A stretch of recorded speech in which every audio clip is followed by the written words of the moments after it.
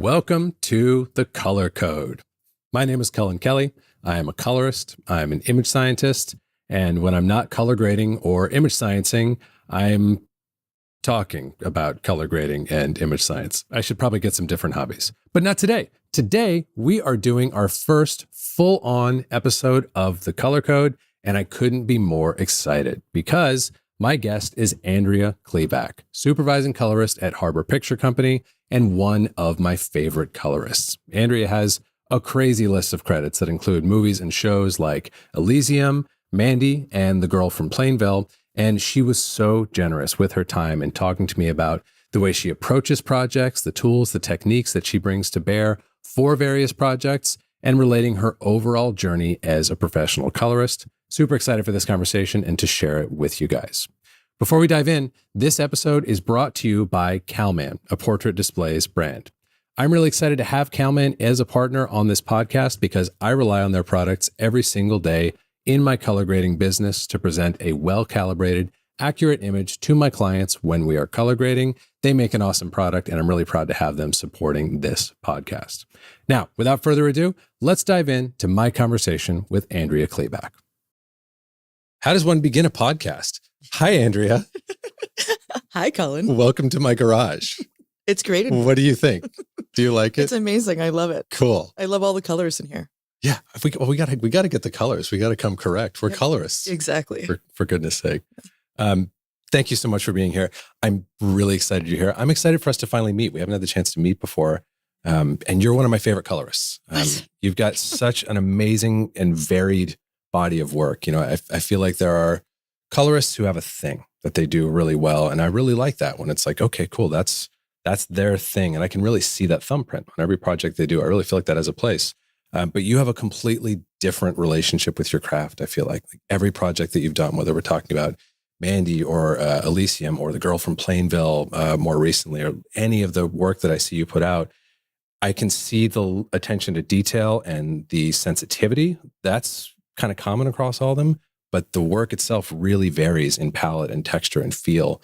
And I just love that. I just think that's a unique thing among colorists. That's cool. I mean, it's something that somebody recently brought up talking about a new project that they were noticing that, like going through a reel or what have you of my work, that like there wasn't any one thing that kind of was, a niche that I was drawn into for a period of time or anything like that, which I don't really think about necessarily. I just kind of take on each project quite specifically, I guess. And I think it's really cool when people notice that it's not prescribed or it's coming from one certain place. It's kind of coming from where it needs to come from. I guess. Yeah.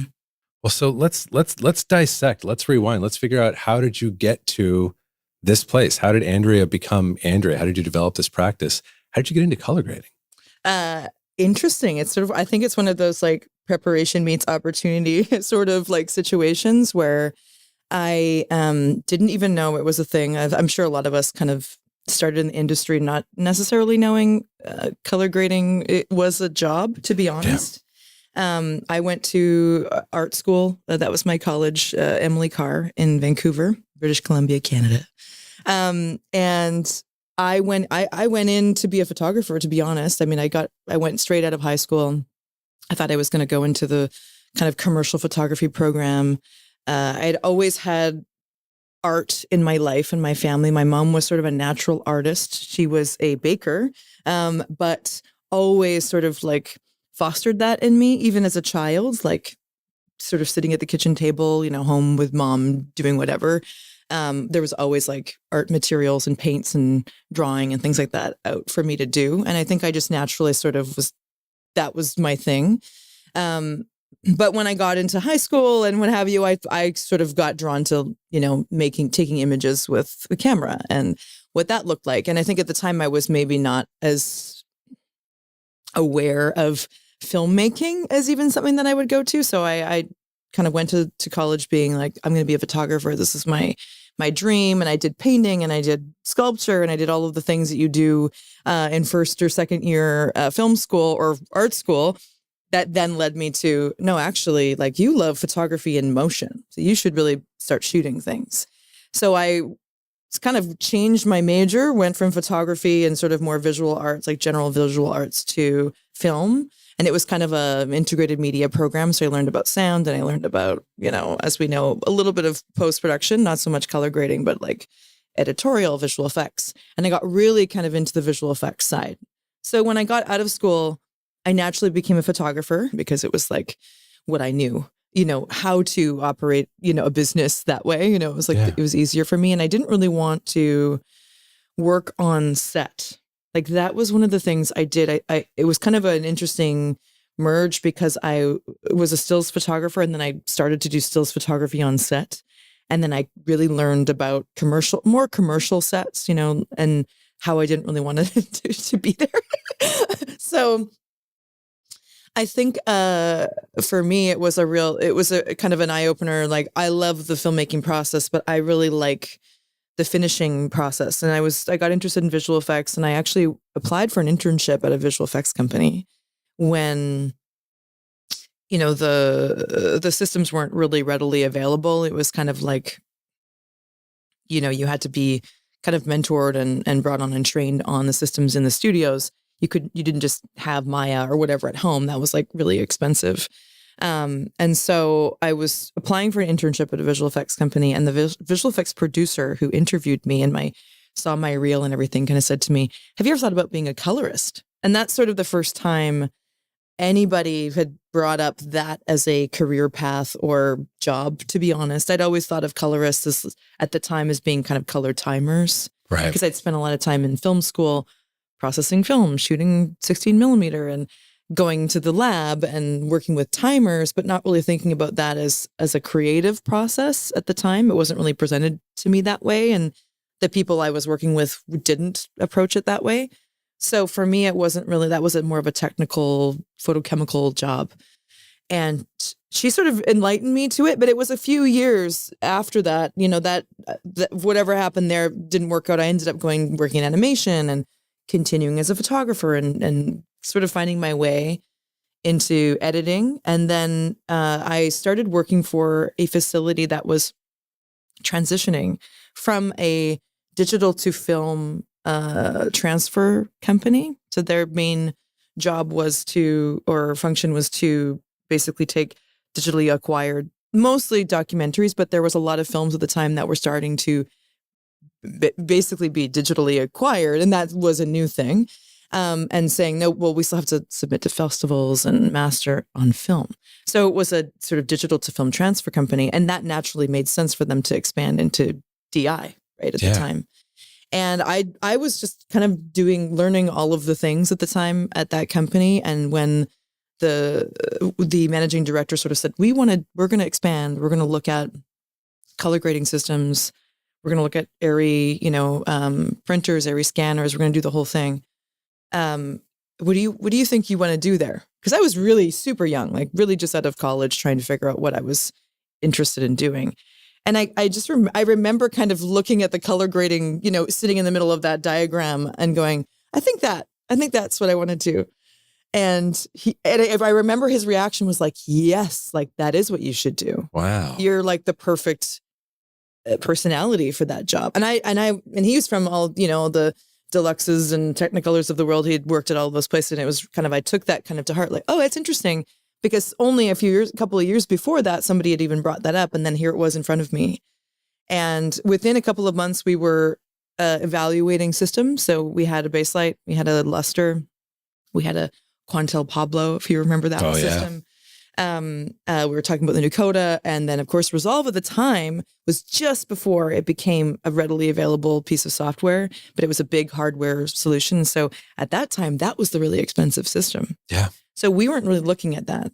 So I had the chance, not being a colorist, but being somebody that they saw as, fostering my career towards that. They basically put me in this room with 4 different color grading systems, and I was trained by each of the vendors. Like Filmlight came and spent 2 weeks with me. I spent some time with Luster colorist. I spent time with Quantel, and I learned all of the systems before I knew that I was a colorist. And basically in that experience, our company chose a baselight, and then I became a baselight colorist, and I became an expert at, how to run a baselight. And I was able to, we brought in a senior colorist who I basically trained how to use the system. And he basically trained me what a colorist did with that system. And so it was kind of this mutually beneficial relationship, which I thought was really interesting. And it was kind of before I knew, like, we chose the system because it was very intuitive and it was slick and it looked really good in the way that we wanted the vibe of the studio to feel in terms of how you felt when you were in a session. That's what we picked Baselight for, and then ended up being kind of my system of choice, but I didn't really, it all sort of happened like naturally. Like, I was just there, and that was a skill set I had. And interestingly enough, that colorist left, and we were a small group of maybe 10 independent post-production company. And basically, there was a feature film that was in our pipe, and I remember they sort of just looked at me and said, do you want to do it? Like, our colorist sort of just left, and you're here and you know everything you need to know about running this. But, obviously you haven't graded a feature before. And I sort of put my hand up, obviously, and said, of course I'm going to do it. Yeah. Luckily, it was an incredible DP I still have a really good relationship with, but he was open to, he was introduced to me and was like, yeah, sure, let's do it. And so I feel always like I was really trained by a DP because I had all this technical knowledge. I was trained how to do it. I was trained somebody else. I kind of understood what a colorist did very basically. And then I got this opportunity to really just do it. And, he put trust in me and also gave me a ton of mentorship during that experience.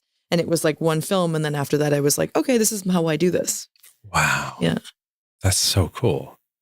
I mean, it's so many things that are striking about your story, but one of the things that strikes me as you're sharing it is when you think about, like, most colorists I know, when you look back at their journey, there's some sort of phase or period where they have to start unlearning things that are like, that wasn't great wisdom or instruction that I was given, by like the telecine operators back in the day or whatever, like, I know I was in that category of like, oh, the way I was taught to use the 3-way color corrector in Final Cut Pro 7, that's not really the best way to get like artful cinematic images as opposed to like correcting the image. And it just feels like you didn't have to unlearn stuff. You really got the right information and the right, like visual sensitivities. You just kind of like, without knowing it, you were building the ideal toolkit for a colorist to have even years before you began color grading. Yeah, I think the timing was one of those things that I look back on as being kind of special, like unique, because it was really that time between, there were still telecine colorists kind of very actively working, still very much a lot of, actual film color timing going on, which I had the experience to understand how that worked. Here we're going to shoot a bunch of digital images to film, process it, and go through, like, I was like mentored by a film color timer before I even knew what digitally you could do. And then, yeah, I kind of always say, like, I walked into it without the baggage, right? I didn't have any of the baggage of how telecine worked or what you're supposed to do or what things you're supposed to hit or what targets you have to, what the scopes should look like. Like, obviously we knew legal and full range and all those things, but it wasn't the same. It was like a little bit of this open world where I just kind of dove in. And I think that's why when the first couple of colorists I worked with who came from that land, it was really interesting of a dynamic because I was kind of like, I'm the expert at I know all I need to know. I don't have the wisdom of the years of being in the room and doing all of that, but I know this like inside and out. And I wasn't kind of held back by any of the lack of knowledge because it was just coming at me in the way it was coming at everybody. Yeah. So I think that was, to me, like, a lot of people kind of joke around like, oh, because some of your first projects were pretty big. Like, how did you kind of get there with, in your 20s? And I think it's just because I was sort of at the right place at the right time without, not necessarily having the experience, but having the knowledge to, and the confidence to be like, well, I could do this, For sure. This is something I know enough about and I can trust myself in the process, And all of the visual sort of sensitivity that you built up with your photography practice. And you said you did some animation stuff along the way, like all that feeds in to like, okay, this feels good or that could feel a little better or whatever. That's not unique to color grading. Exactly. And I think that was somebody kind of early on, and that was the first DP, which is David Moxness. He's the DP that I first worked with. He really pushed me that way. It was like, you have the eye for the image. Like, you know what you need to do. You know what you need to do to create it. So if you know that, then you know what you need to do to enhance it, or, you know, and I think that was one of the best compliments I've had in the last few years, is that, you know, you don't really apply your thing to it. You kind of softly find a way to lift it up. And I think that's always what I wanted to do. And that's kind of how even when I was a photographer, when I did my post-production on my own photo work, I didn't want to like transform it. I wanted to take the image sort of in a pure way and then sort of make it sing with that work. And I think that was sort of like this early learning that now I've just sort of built into what I do in my process. Yeah, so it just sounds like you built up the right fundamentals of, you know, like working things, the right fundamental parameters in a good way. Mm-hmm. Interesting. So, gosh, so many things I want to ask you about. You know, I guess if we pivot a little bit and go back to what I was originally sort of struck by when we were setting up our conversation today, is like that variety that you've always had in your work. Like, I think we've started to get some clues into that already. Like, oh, Andrea comes from a pretty diverse background and didn't necessarily walk the maybe a normal path of being trained by a master colorist from zero and you know, one day getting cut loose.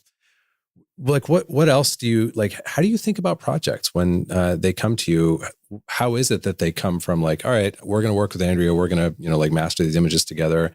How do you get from there to the finish line? How do you set up the world or the feeling of the projects that you take on? Well, I think part of that is I do get the like from the get-go, I get the diversity of just those outreach, right? I get a lot of that, just really interesting, you know, collaborators that come to me saying like, I saw what you did here.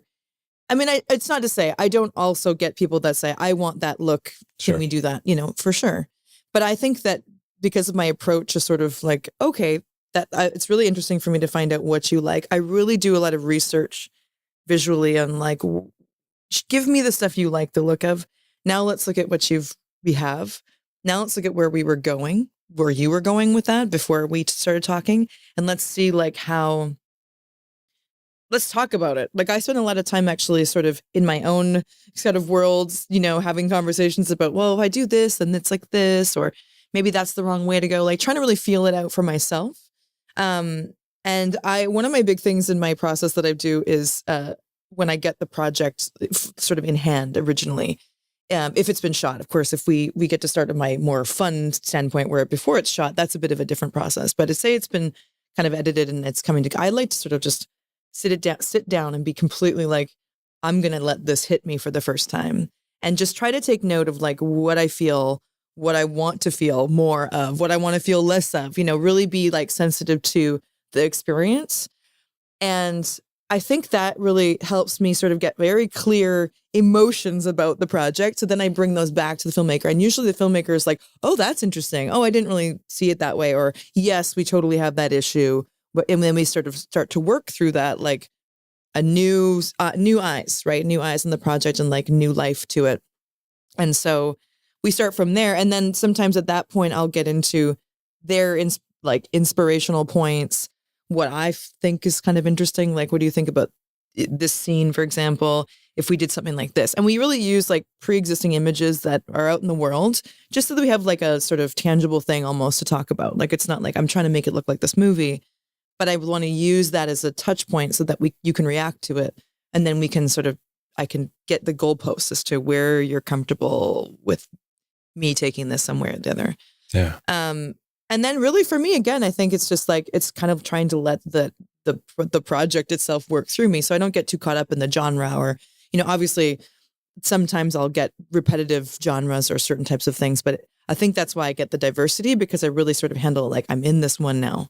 So now I'm just going to like approach it, the story. I'm going to approach the feeling. I'm going to approach the whole arc that they're trying to create, and then how I can sort of like add or enhance it. And then I like to work through it from like start to finish, because that's how we watch movies or you know, TV series or whatever. let's start at the beginning and like let ourselves sort of feel our way through. And then you kind of jump around when you find places that need more time or you need to go back to them. But I definitely think that that's like, really important. And then also adding the sort of sound element in pretty early so that we, like I said at the beginning, I love to watch the film as it exists with the sound, get the whole picture. Obviously, as we work, we get to remove that. We get to listen to music. I usually like to pick music that goes with the soundtrack that I know that's coming, just so that I'm always in the vibe. I know naturally how to make the right decision. And then we go back and we watch it again, and I think that sometimes that's not usual. Like I've heard that more recently. It's like, oh, usually we don't hear the sound till later.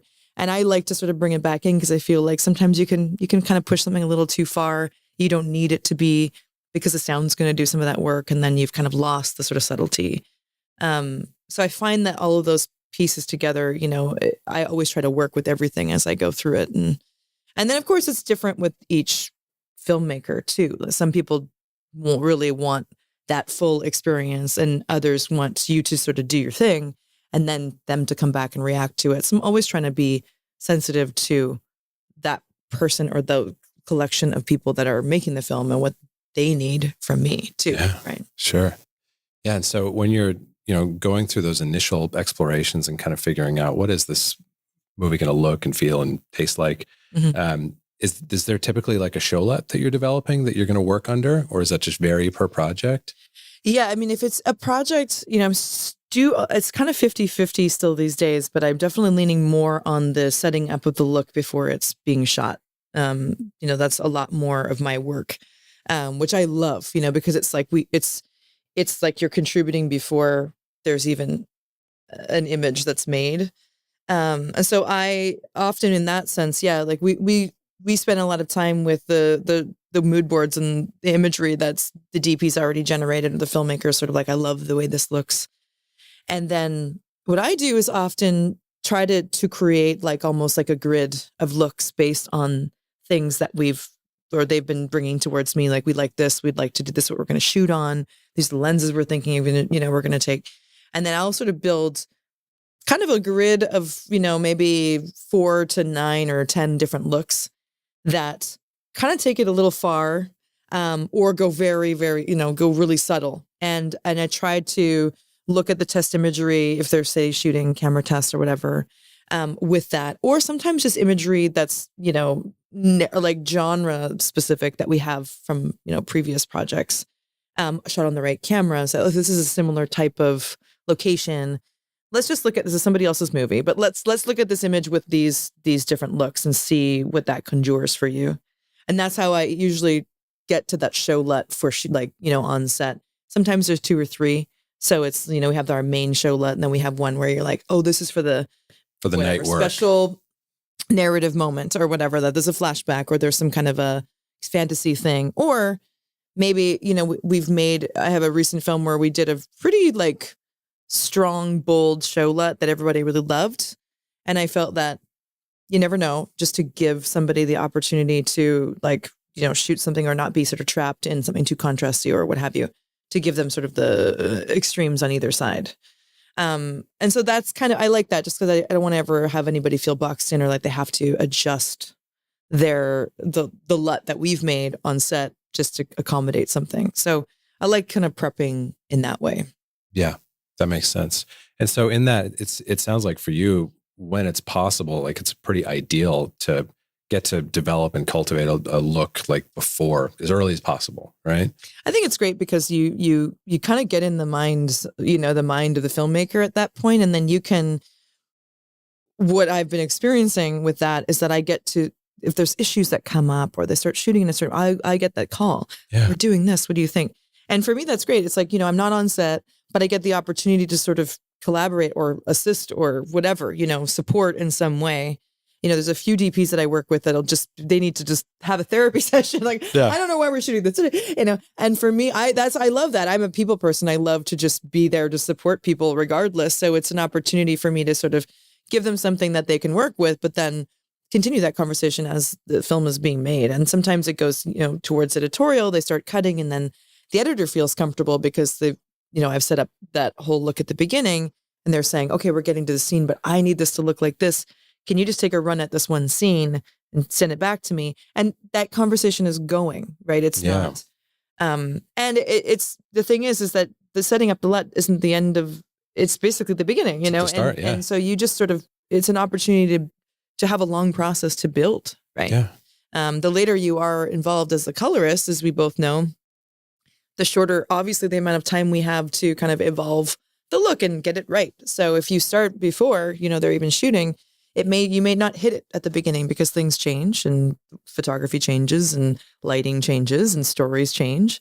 But then because you've started that, you know, you're in the mind there as well, or it's on your mind, you now are going along that process, regardless if you're like got your hands on the material or not, you're there in it mentally until you actually get it in front of you, which I think is really kind of amazing. Cause it's like, there's a few films that have just recently finished shooting and they're editorial and they're on my mind still, you know, and I'm working on them regardless, you know, of me actually seeing them and trying to finish them, if that makes sense. Absolutely. And I'm just curious, do you find that in those types of workflows, when you do sit down to begin the actual grade, once edit has completed, does it feel like a bit of an easier takeoff because you're looking at a baseline sort of rendering of the image that everyone is familiar with because they've been viewing it through that LUT versus like a stock camera LUT or something like that? Yeah, I mean, it's sometimes the stock camera LUT's great, you know, and it's like everybody would loved it and there's no issues with it. Sure. The worst in those cases is that there is issues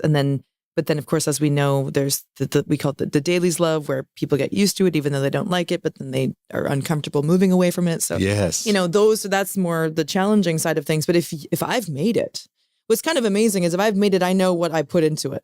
Yeah. So I know what I need to take out of it. If something is not working, and now we've gotten to this place and somebody says, it's this, but just this. Like, oh, great. I'll just flick that off, you know, or I'll just break it apart and go back to scratch or from this or, you know, whatever you need to do. But I know all the layers that went into creating it. And so what I usually do is when I start back, I break it back out into grades. It's not a LUT anymore. You know, the show LUT had a purpose. It existed. And now we're going to break it back out into grades and free ourselves from, you know, what we were a single thing. Yeah. Oh, I love that. Yeah. I mean, the show LUT was the vehicle for your collective creative intent. And now you've got it back out into those individual modules. So it sounds like once you do get into the actual DI, you'll continue to tailor and tune that look that you developed at the outset, if it was one of those projects. And now you can continue to tune those and you're in a base light, right? Correct. Yes. Cool. Cool. Which is also, I think, like the way I talk about it often, I realize that that's really embedded in how I speak. Like I'm to use the word layers. Obviously, that's different than nodes. It's a different kind of way of thinking about it, but it really is kind of embedded in my process of how I work. So when I generate the LUT, I'm obviously got a base light with my original camera material, and I'm trying to be in an organized way as possible, like creating layers that can individually sort of produce that look. But then again, when it comes time to, you know, come back, we have a process of being able to sort of conform and then break out the LUTs. This is this LUT on this sequence. This scene has, you know, obviously we can track what LUTs, if there's multiples being used, and then we replace them with the stack of grades, which is something that Baselight has allowed me to sort of build as my process, which is really cool. You know, and it's not that you can't do that with the, you know, Resolve or Luster, but it's just for sure how I speak about the process is in that way for that reason. So, well, I just love that, you know, it happens. It sounds like Baselight software really supports like the way you approach your craft and the way you think about it. But I just love talking with colorists like you, because for me, it's like the software is really driven by the way you think about what you're doing. And if you just take what the software gives you, it doesn't really matter how great or terrible the software is. Like it has to come from you. So you just have a very articulate and defined process of like, this is how I like to use this software to accomplish my client's creative goals. Yeah. And I think originally, like going back to my sort of origin story of becoming a colorist, I often say it is kind of what I learned, like how I learned to be a colorist was on a Baselight. So it just naturally became how I look at imagery or how I'm about to, you know, how I'm going to break down the process. Or, you know, I do make an effort on almost every project to try something new in Baselight as well, which is kind of cool. And it's neat to go back and see other projects like, oh, that was the time I was really into curve grade, or, you know, I really like dove into the sort of like a color balance tool, or like the, whatever it was, like a color temperature when they came out with that tool set. It was like a whole new world of like, where will you put that and how do you layer that? And I don't know, I really love, I mean, I think that's with any software, but I love that, you know, for me, it's just like, it kind of keeps me kind of alive in a sort of software, thinking about it as a software, because you can really get caught up just sort of doing the same thing over and over too, which I think is fine. But I like the, you know, the sort of, I don't know, obviously every software updates, and I just like the feeling of like, it's an extension for me of my body, my hands, right? I don't even look at, sometimes somebody will say like, oh, did you notice the new something, like a new feature or whatever? I'm like, no, because I'm not even looking at the screen half the time. Yeah. You know, that was like one of the initial things. Now that's a little bit different, because I think more software allows you to just have the image on the screen, and you don't have to see, you know, work through the UI to get the work done. But that was initially a thing, Baselight for me. That was the number one feature, was that when we're looking at the image, we're all looking at the same image. There's no color graded image on your UI. You're looking at the screen, the big screen in my case, or, you know, this, whatever, the small screen, and you and client, the filmmakers, we're all looking at the same thing. So when I'm going to go draw a shape, they see me draw the shape on that screen. It's like, that's our canvas, and we're all looking at the same thing. It really takes a lot out of the communication that sort of happens sometimes in a suite, where you're, you know, sometimes people's backs are to you, you know, to have to describe what you're doing, especially if you're trying to have a conversation about like the restaurant that you went to last night, or, or like some amazing song you really want to listen to, or whatever, you know, that keeps the flow in the room going. If you have to stop to be like, hang on, I'm going to do this, I found that really jarring. And so Baselight was one of the reasons I loved it, was because it would give me that opportunity to be like, this is just, everything's out. It's all transparent. That's how I am as a person. It's all in front of you. So you want to see me draw something, I'm going to take a key, you're going to see it. Like, it's all happening on the one screen, and anything that's in the background, you know, it's all the sort of processes and things like that. Like the interface is still there, but I'm almost never looking at it. Right. Which I thought was such a testament to the actual panel and the way it was designed, because really it's all this tactile experience, and you're just like working with the image, and you're moving your knobs, and like we all do with all of them. But that was, to me, when I was looking at the different pieces of software, that was the one that was like instantly intuitive. Like, sitting down, my hands are doing the thing. It's the reaction is happening on the screen. There's no delay. And I don't even have to look at the screen, the interface, to know what I'm going to do. You know, I'm going to have to challenge myself the next time I sit down to grade. I'm like, okay, can you do Andrea mode? 10 fingers, yeah, 2 exactly. eyes. That's it. That's all you get, pal. Yeah. Yeah. That's beautiful. Yeah. I mean, that's such a fun relationship to have to your craft. And I love what you were saying about kind of intentionally experimenting with new features or tools from time to time. I'll put you on the spot. Can you think of any like recent examples of stuff that you've been playing with in Baselight that you find interesting? That is an interesting question. What I would love, there's so much now that they've just like released, so it might be out of date. But within the last few years, like, it really came down to, because it's not it's not a visual effects sort of platform. There's not a lot of sort of third party applications on Baselight, and I think that, you know, Baselight colorists are used to that. Like, you kind of define the ways you're going to approach something like beauty work, or I'm going to paint something out, or I'm going to do, you know, and you define those through the tool set you had, and it kind of creates the style of colorist you are. You know, there's things you just bounce out to visual effects because you're like, oh, that's not, we're doing this, you know, and it's not to say it's like exclusive, or, you know, it's just kind of your process. You know how to do this or you don't, but you also develop these really interesting ways of like generating a visual effect, like sort of effects that, because you don't have the plugin for it, you do it just naturally. And there's a really cool process of generating halation in Baselight, which is a sort of that the engineers have worked together to like come up with. Like, we've all been doing this kind of stuff through the last few years, but they now have an actual process of like, if you layer these 5 different things this way, and you offset the image, and you do these things, you can generate this really like subtle. It can be very subtle. It can be very extreme, but this like natural effect.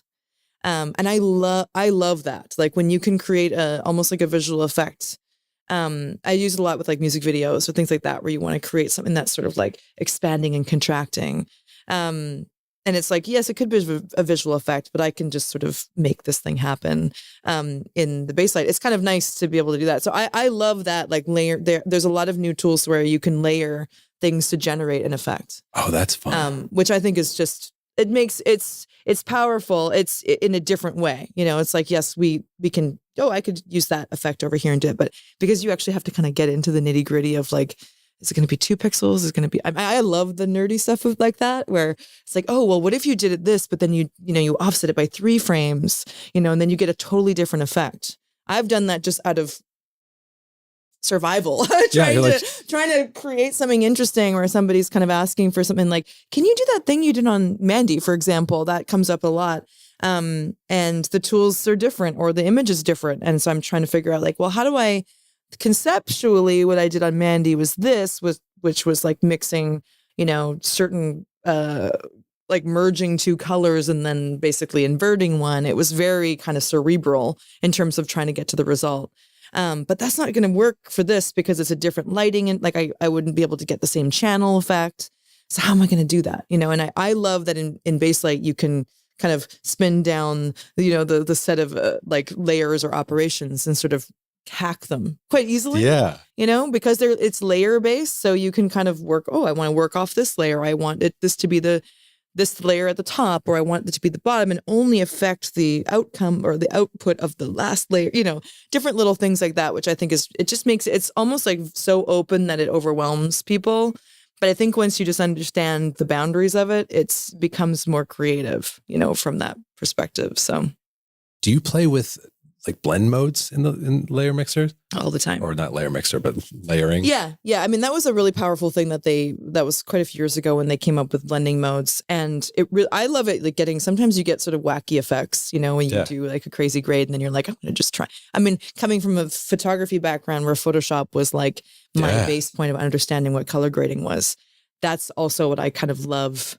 I mean, I used to tell people with the Basslight, it's like Photoshop on steroids, right? That's kind of what it is, because it's basically that, using layers or adjustment layers and then blending modes. So when that came out, that became really cool. Now I use the blending modes almost exclusive. Well, no, I shouldn't say exclusively, but I use them consistently when I get to that sort of final stage of the project and we're kind of going back and forth, especially in series work where you kind of go from working with the DP to the showrunner, to a director maybe that comes in, and you're trying to sort of,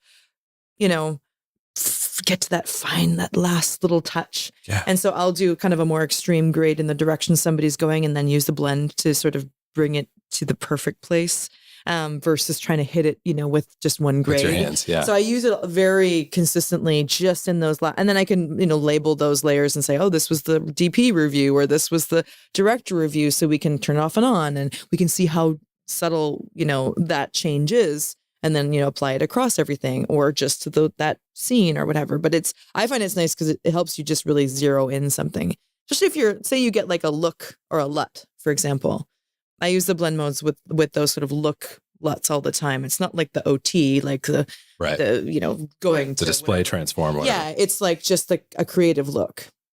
Sometimes those are really extreme, where they do damaging things to the image. They looked really cool on set, but we're going to bring them into a grade, and we want it to feel like that, but we don't want it to be, we want to use a grade to do that. We don't want it. So I'll often use the blending modes for those, because sometimes it's nice. You get some of those like color separation things in those LUTs that you can't. They're tough to get by hand. You're like, I don't know what's going on. Like I didn't make this, especially if it's come from somewhere else, it's really nice to be able to use that. So you can just kind of get that little taste of it without committing to the whole thing, As we're talking, a thought keeps coming up that I'm going to blame on you, because we were talking about music when we first started. Yes. You keep making me think about Tom Waits for some reason. Oh. So Tom Waits has all these interesting ideas, but the one that you just made me think of is we're talking about sort of blending and finessing little things into place as you get toward the finish line of a project. Tom Waits talks about it's like some songs come out of the ground like a potato. And some songs you have to build them out of things you found, like a pool cue or like your father's watch or something like that. But I just love the way you're talking in this very agnostic way of like, maybe it comes from a blend mode. Maybe it's a third-party LUT. Maybe it's something in my hands, but you're just using the stuff in your toolkit to make the image what you feel like it needs to be. Yeah, I think that that's kind of like, how I learned, and going back to my story of that is I was given all of these tools. Like, here's Lester that does all this stuff. Yes, we can get into the details of what makes it faster or more powerful or, all of that. But for me, it was a real education in just what you should or not should or shouldn't do, but what you could or couldn't do in the digital realm with an image, right? What breaks it? What makes it alive? What are the little strategies you can build? And it's sort of like, I think over the years you just develop those things. Okay, no, I'm going to use that. And that's kind of why I do the thing where each project I'm like, I'm going to try to use 6 vector, which is a baselight operator. And I find that one probably the most challenging to use like naturally, personally. And Film Light would probably laugh at that because I think that's common, but it's just not as intuitive for me. I try to use it and I'm like, nope, I've tried, Yeah. But every once in a while I'll give it another chance. Maybe this show is the one and there'll be kind of more experimental sort of looks like Mandy, for example, where I needed to sort of go outside of my comfort zone of what I knew. And that was a project where it was like, yeah, I'm definitely going to do this almost every time because, really at the end of the day, there's like sometimes 95 different ways to do the same thing, and it really just comes down to you finding the one that you resonate with. Yeah. And then you can be kind of an expert, or you can, for lack of a better word, but you can make that image sing with that thing because you really connect to the process of getting there. Like, I understand this tool, exactly what it's doing. Yes, I could do this way or that way, but I just like this because it's quick. A lot of, for me, what I do is I'll find something that I could do this way, or this way. That is the fastest. I will still use video grade, for example. I like my lift gamma gain. I didn't come from that world at all, but I love the way that tool set feels and how quickly I can get to a result. I don't use it constantly, but when I'm setting up a project or I'm trying to feel something out, that's the one I use because it just gets me somewhere really fast. And I don't know why, but I will continue to use it because that's how my experience is with it. Right. So totally. Yeah. I had a color science mentor who was like joked to me years ago. He's like, yeah, wasn't it funny when all of the color correction platforms came out with like log grading tools? He's like, and then they realized after the fact that lift gamma and gain actually work great on log state images. So yeah, I mean, that especially like when you're feeling and when you're in the room, those are really great ways to get to a place really fast. Yeah, and I think we're often like under deadline, and you have especially in the commercial world, or sometimes even at the very beginning of a project where you're doing look development. You've got a bunch of people in the room and you want to get somewhere quickly. And I love the experience of just, I don't know where we're going, but I want to give them something fast that they can see and they can react to, even if they hate it. Like, it doesn't matter if it's the right or the wrong way, but that, to me, that tool just gives people that right away. I'm just going to bend the curve and mess around with it. And, because we all know that one really well, or most of us do, it just happens quickly and it gets us 4 different results in, under a minute. Yeah. And I think that, like, I definitely have gotten there with the more logarithmic tools, in the last few years for sure. And I use those sort of more religiously, because it's like, I have to use this at this point because I'm going to be able, you want to do that? Okay, I'm going to use that tool. But it's, it's nice to have that toolkit where you're like, this is for this kind of experience. Like, we're trying to get to this result. This is for this kind of result. If I'm in this mindset, if I'm by myself, I'm going to spend more time trying 75 different things out. If I'm with a bunch of people, I'm going to try to narrow the scope so everybody feels like they're part of the process and like understands how the image is changing, and so they can make the right decision. So it's like sometimes the more simplistic tools just allow you to get further. For sure. It's interesting. You mentioned look development, and I might have been checking out your IMDb in the last couple of days here, and I noticed you have a credit on there for look development colorist on certain projects. Yeah, I assume that's intentional and reflects what something that that's the best descriptor for what you feel like you did on those projects. Yeah, I think like there's, it's happening a lot more where, just due to sometimes geography, tax credits, or just, scheduling, the nature of projects where you might start working on something, or you might be with a cinematographer that you're working with and then they're no longer on the project, or it has to finish in another country, what have you, that's just kind of naturally happening. And I know that's sort of my strong point, is that sort of beginning stage, that look development. Like, how are we going to take these ideas and translate that into a color grading application in some way that's, going to work for everybody up front. And then,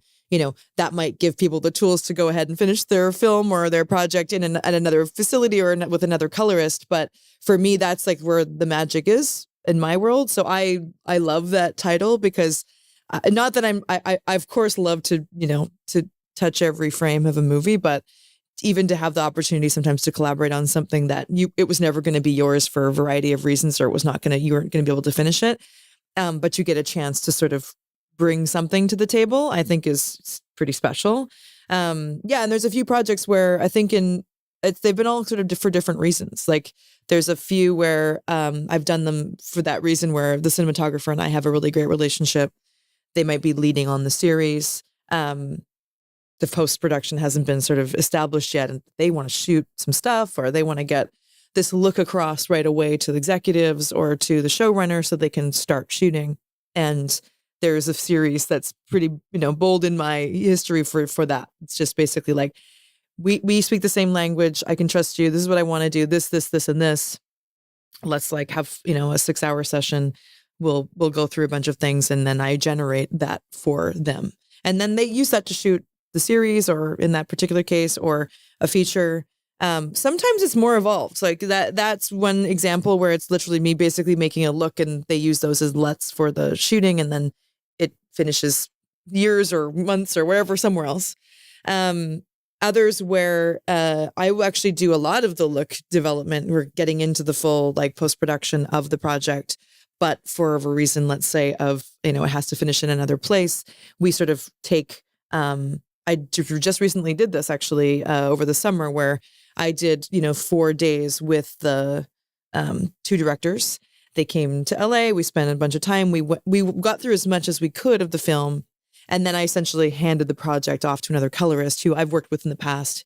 And so he knew, like, he gets my project. He sees, oh yeah, this is Andrea. Okay, back to the layers. I know what to do. And I could, we can communicate through the software or just by discussion. I think if you develop that relationship with other colorists, it's really great because you can trust them. I mean, it's, and it's not rocket science. What we do is what we do in the room. But I like the idea of kind of handing a project and letting somebody else even give something to it. It makes it, actually more dynamic and interesting, because you actually have 2 different angles kind of coming at it. You're coming at it from the same place in terms of color grading, but you're 2 different people. And if you understand the vision, even if it's slightly different, you can really bring another layer, and that's kind of, to me, like, I'm really excited about that as we go towards the future, because just for scheduling reasons, for tax credits, making things really complicated sometimes, where there's so many projects that I'm on, but then not because they can't finish in Los Angeles, or they, what have you. And it's nice to be able to still have the opportunity to collaborate on them. But I really like the idea of, building that team and people that you collaborate with on a regular basis, of like, oh, I'm doing this, but you're really good at look development. Can you do the look development? But then we're going to do the finishing over here, and this is what's going to happen with this. But like, we can work together, and it's not like an ego-driven scenario. It's literally a creative project for both or 3 or 4 entities, whoever ends up working on it. To me, that's really exciting. I mean, it's definitely something I'm trying to build in my own team. At Harbor, we have a really big thing about just collaborating across multiple facilities. I've definitely worked with other colorists where they've started it, or I've finished it, or vice versa.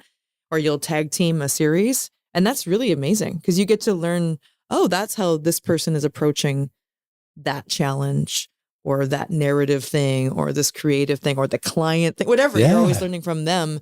And then you get to sort of bounce off each other a little bit, which I think is really, I mean, it's just so much more interesting, than kind of sometimes being, we sometimes feel like we're in our own bubble sometimes, you know? So I think it's nice to be able to have the opportunity. So I'm all for it, you know, and not to say that I actually am the finisher. I like the finishing touch, but there is something nice about just being like, oh, I'm just going to do this crazy look and like, good luck with that. Have fun. Enjoy. Good luck. Yeah. But I mean, but I'm always like really conscious of trying to, you know, make something that's really going to be interesting and really make sense for the project. And it's going to help everybody get deeper. You know, the further you get in look development, why that's so important to me before they shoot is that it allows you to get so much further in the final, even if it's just a week or 2 weeks that you get on the project. You have to go through all of that in 2 weeks or 1 week even sometimes. Not to say that that's ideal, but sometimes that's the way it is. I mean, I go through a whole life in that week if that's what I need to do. It's so much better if you have the opportunity to say like, let's just do this up front, because then by the time we get here, you'll have processed all of this other creative stuff, saying this to the director or the DP or both of them, obviously. Then when we get here, we're going to be like way further along, like creatively, mentally, where we need to be. So when we start, we're coming at it from like, okay, I don't like this where this is going, you know, I like this, but I don't like that part. This is too dark, you know, this is too bright. We need to find something here. You're just further because you've just been watching it in that mode that's been close. But now you can, you know, when you get something close and then you can see really quickly, oh, that's wrong, you know, incorrect. Okay, I need to fix that. It's hard to get there if you're too generic, you know, if you kind of like start really open or with the basic, you know, here's the airy LUT or whatever. Cool. But, you know, getting a little bit closer up front helps people, again, react, have emotional responses. And then by the time you're in the mode of like, okay, we got to get this done in 2 weeks, you're so much further along the process. For sure. Yeah. I mean, I feel like that's one of the things we can kind of learn from the photochemical tradition. Like if you look back and think about really good DPs who knew their lab person, knew their neg stock, knew what they were printing to, who could literally encode their only notes for like what needs to happen to this scene into 3 numbers. And just by eye, be like, all right, that needs a point of red or like, you know, a point of green or whatever. It's because they knew what they were, like all the variables that you just talked about were locked in. But when it's all open like that, you're so right. It's just harder you can't see those fine details until all the fundamentals are really consistently in place. And that's why I love to do that in like developing that original LUT, is kind of giving, you know, filmmakers sort of some extremes, because sometimes you'll see something really magical in that, like you'd never have done that, whatever crazy contrasty look or like deep black look across a whole film. But then you'll watch, we just had this recently where we were looking at imagery and we were like clicking through and I was like, oh, here's an image of like a street corner and here's an image of 2 people in a dark room. And then it was like, whoa, I keep going back to this really extreme one for these very specific settings or scenarios. And it was like, okay, now you've just given that to the cinematographer. Like, you know, where she's like, oh, okay, now I understand that if I'm going to shoot that, I'm going to change something in my lighting. We may not do anything with the LUT. It might still be the LUT, but she's now looking at it from a perspective of like, that's more interesting for that, you know, and it opens your mind to something that you may have not seen before, you know? So I think that's important, you know, kind of setting some framework and then giving somebody something unexpected. So they can be like, oh, okay, I'm going to change something I do. Or when we get to post-production or we get to the final, we can experiment with that more. Yeah. You know, something to look forward to. Right. It's so cool. Speaking of extreme looks, I feel like we got to talk about Mandy. Of course. I mean, first of all, I love those images and they're so singular and unique to that project. What were you familiar with the director's work when it's Panos? Am I pronouncing that right? Yeah. Were you familiar with their work before you began that? Like, how did you react? What was that first conversation about? Like, yeah, here we're going to turn it to like a 20. Well, like, how did that go? Yeah, it was really interesting actually, because Panos is at the time I'm from Vancouver. Basically, he's based in Vancouver as well. So we've sort of been in a similar circle. A DP that he worked with prior in the film called Beyond the Black Rainbow, which was also like stunning in a totally different way. Norm Lee, I had worked with in the past. And so we sort of were all in a sort of similar circle of just sort of friends in the industry. So I knew of him. Obviously, I'd seen that film because I'd sort of studied that film prior to working with Norm, who's also just like visually just kind of makes incredible images. And so trying to like line up with what that meant, I was really aware of that look. Obviously, Mandy's a totally different look in the opposite direction almost than that film, but understanding sort of like where that director is coming from, like where Panos is coming from in terms of what he was trying to create and the feeling he was trying to generate. It helped me just understanding more from, having worked with Norm in the past. Unfortunately, Norm was supposed to, I believe, work on that film, but wasn't able to work on it. And then a cinematographer who I had spent the 5 years before basically working with, Benjamin Loeb, who ended up shooting Mandy. I had worked on a number of films with him. And so it was sort of this natural process of, we're going to work on this together, right? Because we just did all these other movies. And his aesthetic, obviously evolves over many years. But at the time, our work together was, of course, I'm on board. He likes things a certain, he's a Scandinavian cinematographer, comes from Norway. So things are dark. We always teeter on the edge of things being like too contrasty or too low contrast or whatever. It's very subtle. But he had a look in a way that he really liked and that I was able to kind of capture early on. And he similarly liked that about me, where I wasn't like stuck going one way or the other, like, oh, will you push it? Okay, I'm going to push it. Okay. More. And so we really jived on that connection of like more. Okay, try that. Yeah.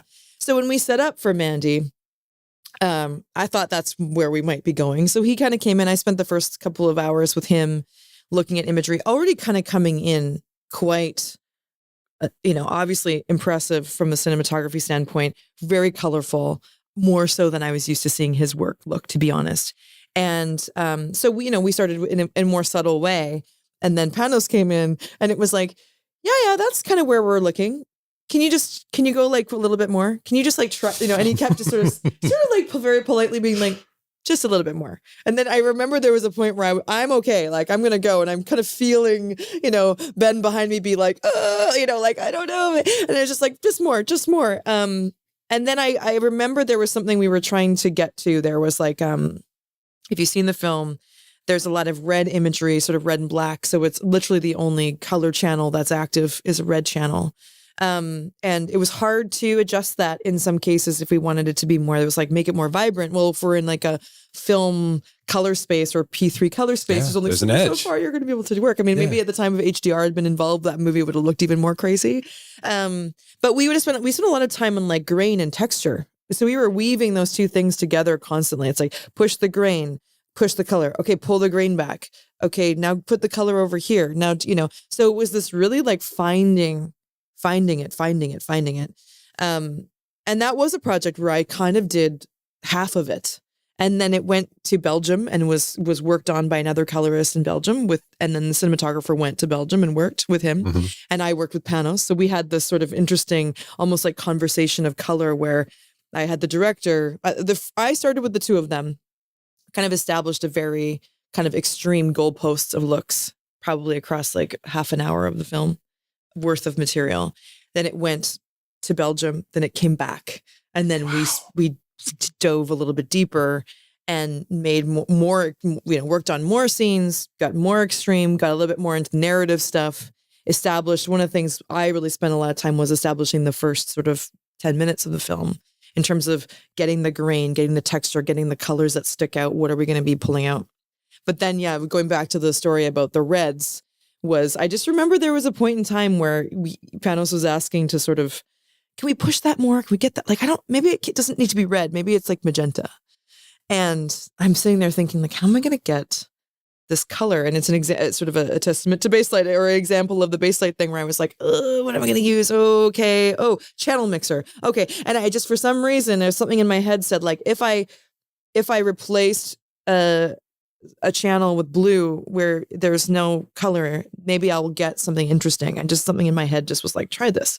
And then the black turned blue and the red turned magenta. And I got this really incredible scene where when it fades to black, it fades to blue, and it will go from, the two characters, and there's a scene that's on Nicolas Cage and it comes up to Linus and then it fades down and it comes back up. And instead of going to pitch black, which, because there's not a lot of light in that scene, that's kind of the point of it. It goes to this sort of blue texture and then comes out of that blue texture into, and it's like nobody's ever, I feel like that's a very music video thing. Like nobody's really done that in that level of long a scene. form narrative type of context. Especially in like the sort of climax of a film. Yeah. But it was just sort of one of those like moments of like, I know I want this to be more. It needs to be more because of how I see this film and how it's playing out. And I really had to, it took me a little bit. Like it was definitely out of my comfort zone because all the things we're taught about color grading, like don't put color in the black. You know, I mean, we do that, but like you do it very specifically. Right. And I think that was a moment where I kind of just like stepped into a free space of like, oh, this is art. Like we are looking at something almost from a painterly perspective. If you think about if you're painting something, I often look at like Dutch realist paintings as sort of that reality base of like using those as an example of like lighting quality and color and light and color and shadows. Well, when you're painting, if you have that experience, you often, the most interesting paintings, if especially trying to make something almost like photoreal, you're starting with a layer of color in the shadow. For sure. And I think that as soon as I kind of, did that thing where it clicked for me that, oh yeah, it's, that I'm painting this. This is kind of, there is already a layer here, but I'm going to add something and it has to come kind of from a different angle. I can't approach it like lift gamma gain or whatever. Right. It's got to come from me literally taking the image and stretching it into somewhere new. And that was really like, that was the director. He was pushing all the boundaries in that movie. It has to be more. It has to be more. And when I understood why, I sort of got into the film more and understood sort of psychologically, like everything was a metaphor. When I understood that, it made perfect sense. I think on a standard, not like any horror is standard, but like a standard sort of thriller, you don't think of that initially. But horror movies are, the opportunity to do something really creative a lot of the times because they aren't what they are. It's not what it seems. And so you kind of can push the image, because it's not real. I mean, obviously it's not real, but as a genre, it's there to sort of, spark something else in your brain. You can almost tell another story or a subtextual story with the color. Yeah, absolutely. Yeah. I mean, I just got to give you like a colorist high five for like navigating that. So, cause like, I know, I'm sure you do too. I know so many like good colorists who in the situations that you were just describing of kind of being, you're walking up to the cliff edge of where you feel comfortable and being told, no, a little further, a little further, a little further. I know plenty of colorists who would maybe nicely, maybe not so nicely say, this is ridiculous. This isn't right. You don't know color grading, filmmaker. Right. So we're going to do it my way, right. Which is of course would be a terrible way to act. But like, I think we're all guilty of at least having that inner dialogue as colorists. Absolutely. Like, this person doesn't know, like they need to trust me more and let me do my thing. But you ended up finding such an amazing visual world in collaboration with these filmmakers because you're like, okay, let's try it. Let's go there. Yeah, why not? I mean, it's not, these are not life and death situations, right? Yeah, it's like, it's not brain surgery. I mean, and I got into the work sort of naturally, but I think also like I have a lot of fun in what I do. I like the experience of finding that, people say like, what's your favorite thing about it? About color grading. I love just like, it's to me, it's like, it's hard for me not to like use metaphors all the time or like the analogy of like my parents were bakers. My mom was a baker and I often think that I use food a lot. It's like, but you're like it's like going into the oven. Like you put a bunch of ingredients in, you shut the door and you just hope something's going to come out, it's going to work out, and you have the science behind it and you understand how baking soda works and eggs work and all those things. And that's all there. So you throw that in and you just, you hope the temperature is right and you're going to open the door and something's going to come out. And I always think about that, like when we first go into our, our session is like, here we're going to go in and like, we have no idea what's going to happen.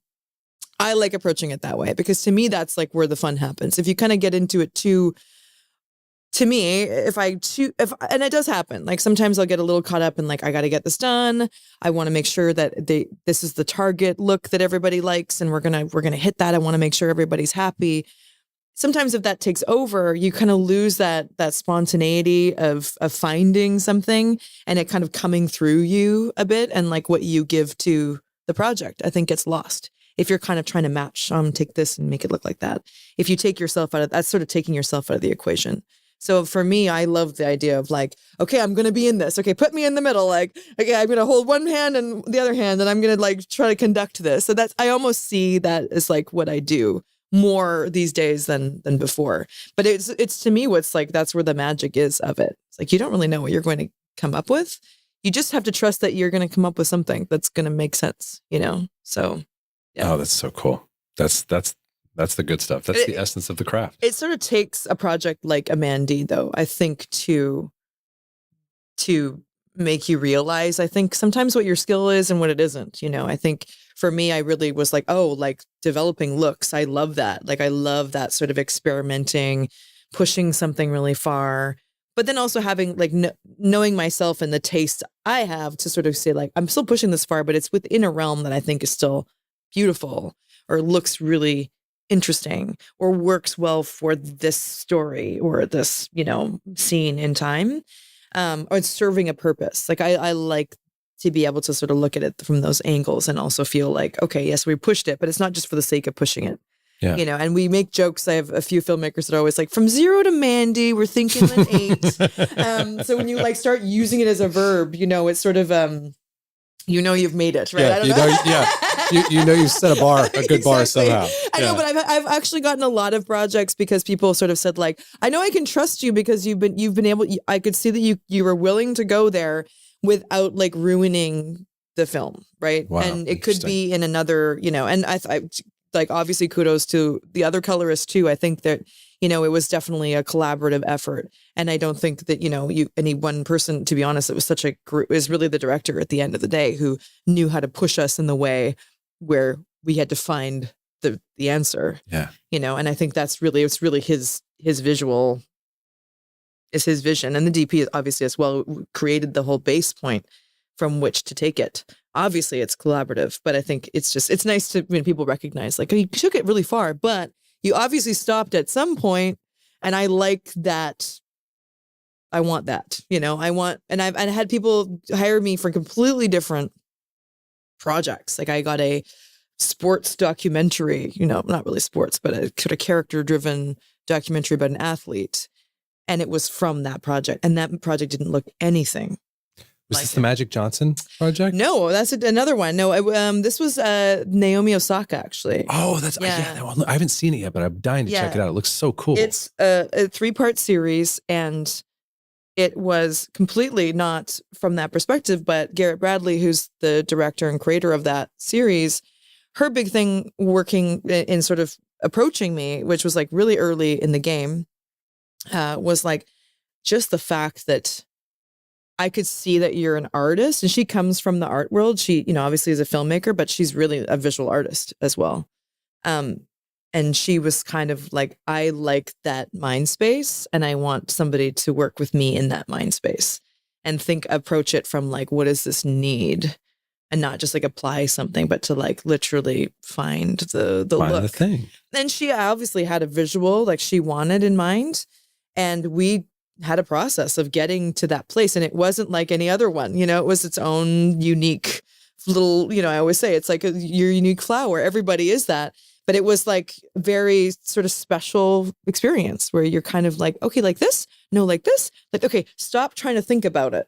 Just try to like see what she's referencing and things that she likes. And that's kind of where I ask people like, just show me some stuff you like, even if it's not what you think this is going to look like, just show me what you like.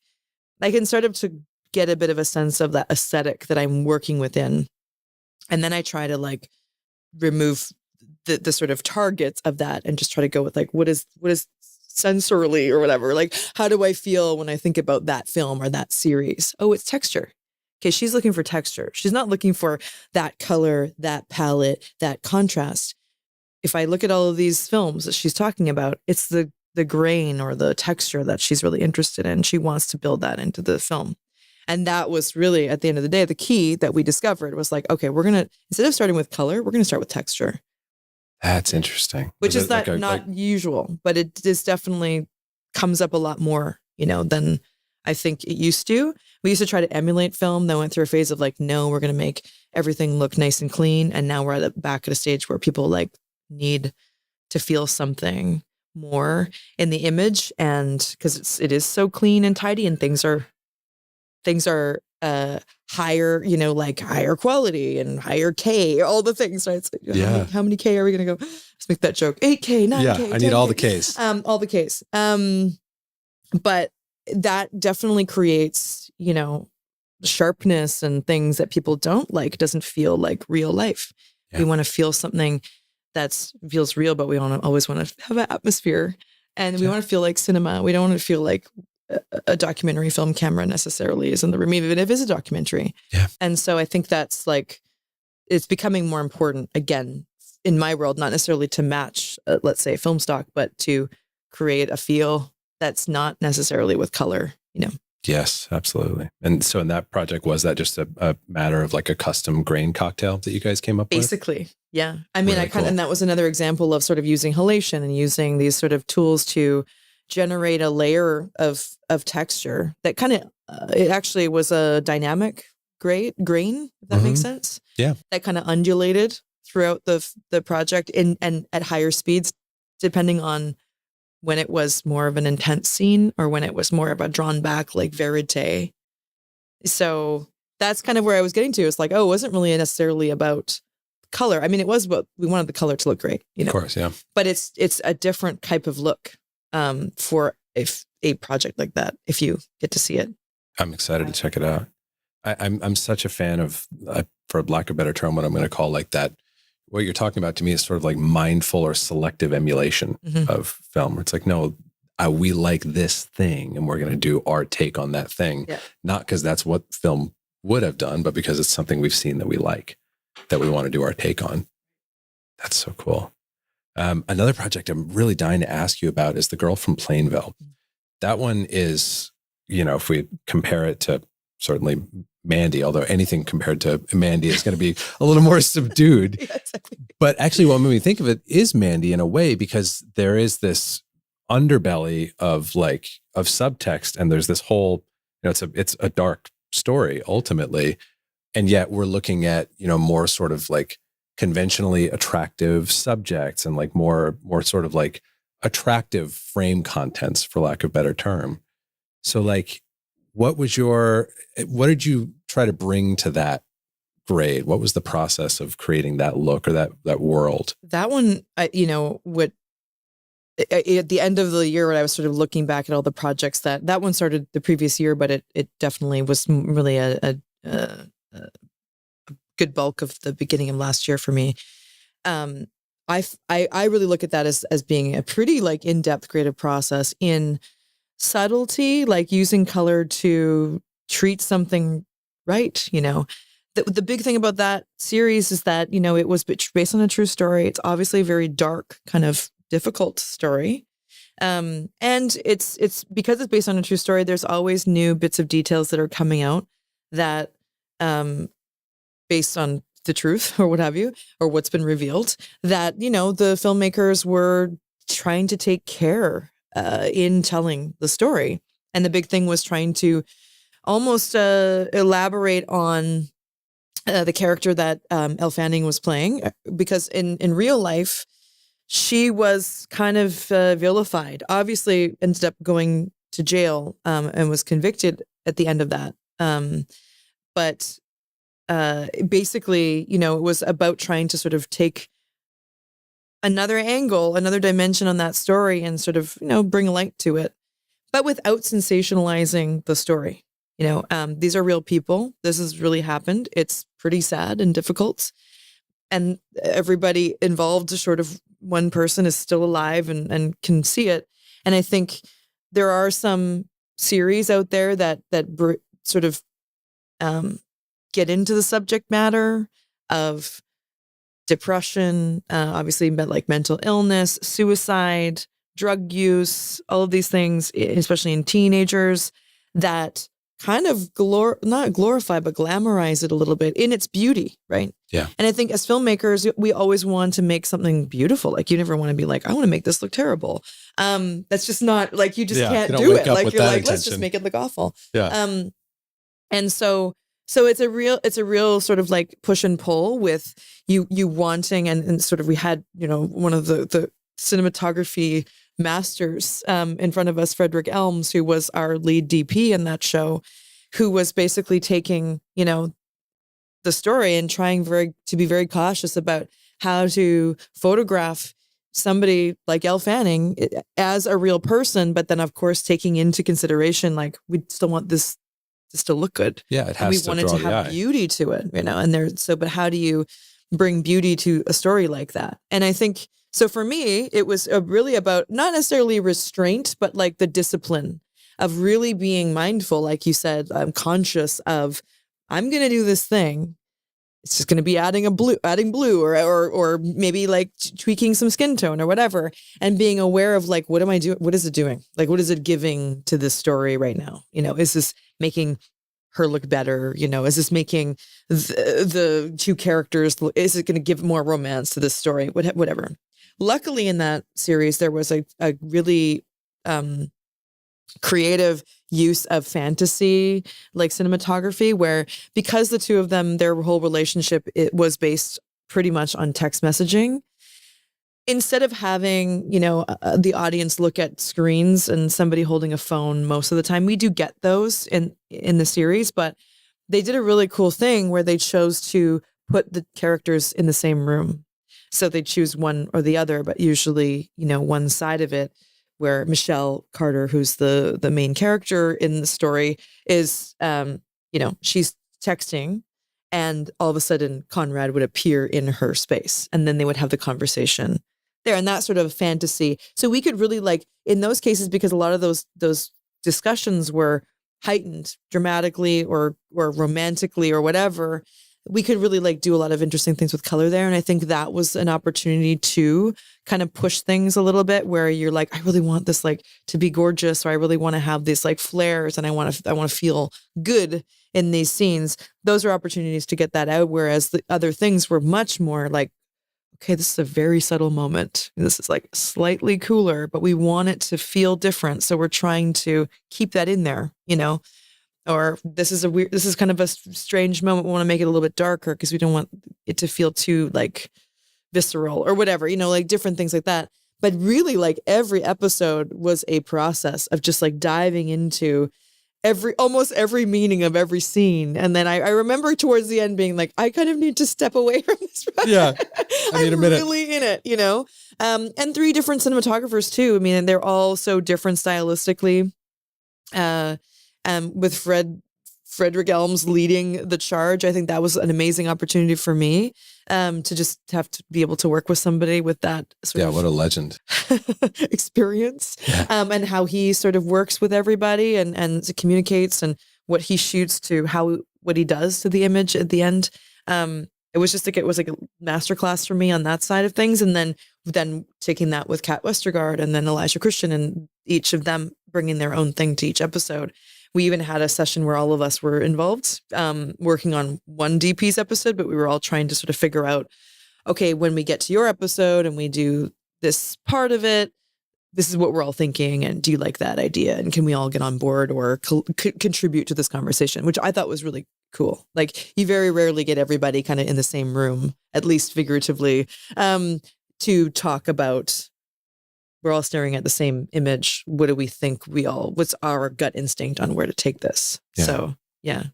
So I'm curious, like, when you talk about the discipline that you were trying, especially in those non-fantasy scenes, what are the sort of the things that you're eyeballing? Is it like color contrast and tonal contrast, like making sure you're not going too popping and like beautiful with that stuff? I think it's sort of, there was such natural beauty in like just the lensing, and I think it was like, let's not try to overdo, like there's not, an insane amount of work on skin tones and beauty work and stuff, like, things that you might do just naturally, in a drama where you're like, oh, I want to fix that. Yeah. Try not to get too caught up in fixing things that are sort of, because there was a bit of a rawness to this, obviously, to the story that we wanted to be there. And I think sometimes on a different film, I worked with a different cinematographer who had that. Like, I kind of like that it's like you're here and then you change angles and it's sort of not like perfect. Like, I don't want it to be too perfect. I want it to feel a little bit like loose. It's like a little bumpy. Yeah. And in a not good like, way. and I'm like, okay, but I'm like the queen of like match. Like Yeah. it needs to, the white balance needs to be perfect. Yeah. So I had to get over my whole, what do you mean? In which way? It's like, no, maybe it's like a little contrast thing.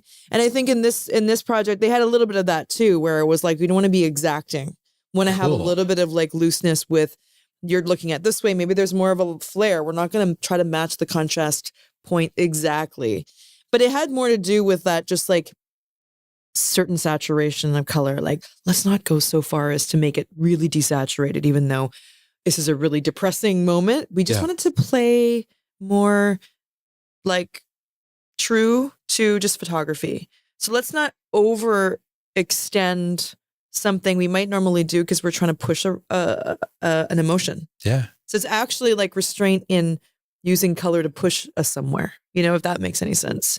You're not being like, well, if I add blue, it's going to feel like, we're going into like a cooler space. Like, yes, we would do that, but it was much more subtle than we would go far and then you'd pull it way back. And that would be exactly where, everybody felt comfortable in it landing. And I think that was, to me, the interesting thing is like, I'll usually push something and then you can come halfway. It's like, no, you come like 90%. Like 90% back, yeah. I just want like 2 grains of salt. Yeah, exactly. But to me, it was like the perfect combination because you're like, go where you want to.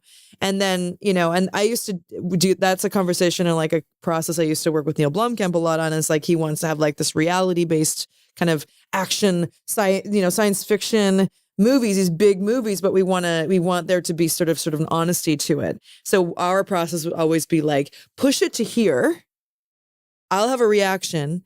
I'm going to push it back here. And then we're going to find somewhere in the middle and that's where it's going to land. And sort of finding those places, I guess, in that range or that scope, I think is sort of, to me, where that's what I really worked on in Plainville was like, okay, what is the sort of like the full scope of this look? Where would I probably take this if it wasn't based on a true story and it was just a drama? Where would I take this if it was, a fantasy? And then sort of trying to find the discipline in being really honest with the story. Does this need this? Is it kind of just working on its own? Can we just sort of like let it sort of play as it was shot? I mean, obviously there's things that need to be fixed or whatever, but I think it just sort of that like finding the way through that. And then again, when the sound became involved, that was a big thing too. Like we brought the soundtrack in a bit towards the end because it was such a like texture. And it was like, oh, this is really extreme. Like this needs to look way less colored, and let's make it so there's no hand on this. It just feels like almost like you were standing in the room.